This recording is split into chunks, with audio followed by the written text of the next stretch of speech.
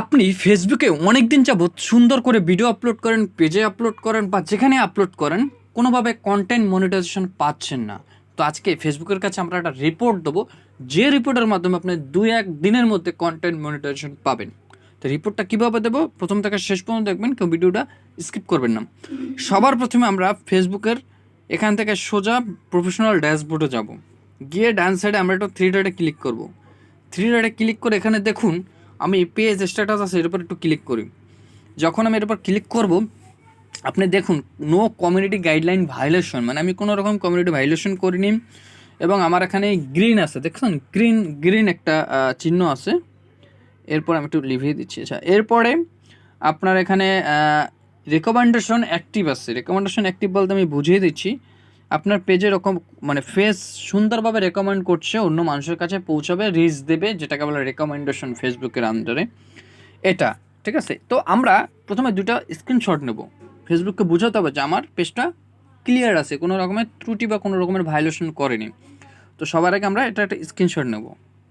রেকমেন্ডেশনে একটা স্ক্রিনশট নিলাম এবং আমার পেজ যে কমিউনিটি গাইডলাইন এক্সট্রা মানে ভায়োলেশন করেন, এর জন্য একটা স্ক্রিনশট নেব। এই দুইটা স্ক্রিনশট আমি নেব, টোটাল দুইটা স্ক্রিনশট নিই। এবার একটা ব্যাকে যাব। আমি একটু ব্যাকে গিয়ে এখানে আবার থ্রি ডট সেকশন থেকে বেরিয়ে যাব। এবার আবার আমি থ্রি ডট সেকশনে ঢুকবো।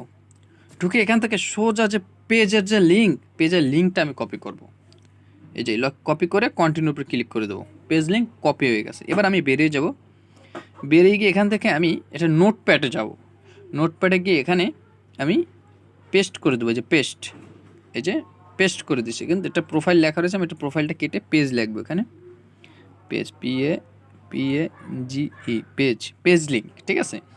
এবার এখানে যে কী লেখা রয়েছে এটা আমি ডিসক্রিপশনে দিয়ে দেবো, এবং এটা আমি ভাঙিয়ে বলছি এখানে কী লিখেছি আমি একটু বলে দিই সহজ করে। এখানে বলা আছে, hi Facebook team, I work on Facebook everyday.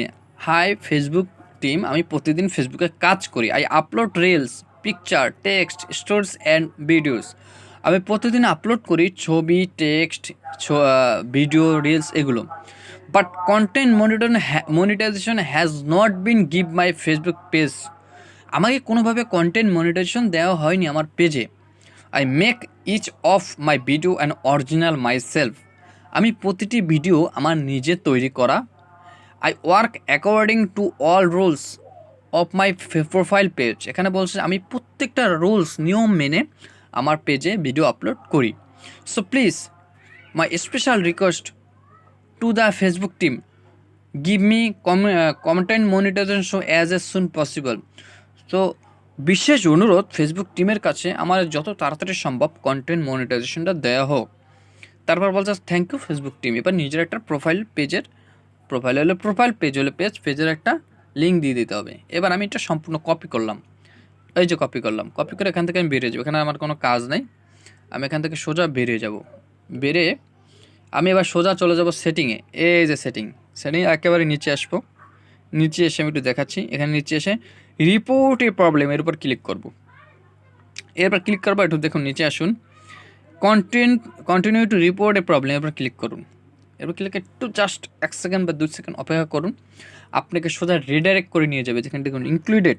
এরপর ইনক্লুডের উপর ক্লিক করব। এবার আপনার এটা কি প্রোফাইল না পেজ, এটাকে আপনি শনাক্ত করতে হবে। আমার এটা হলো একটি পেজ, পেজে ক্লিক করলাম।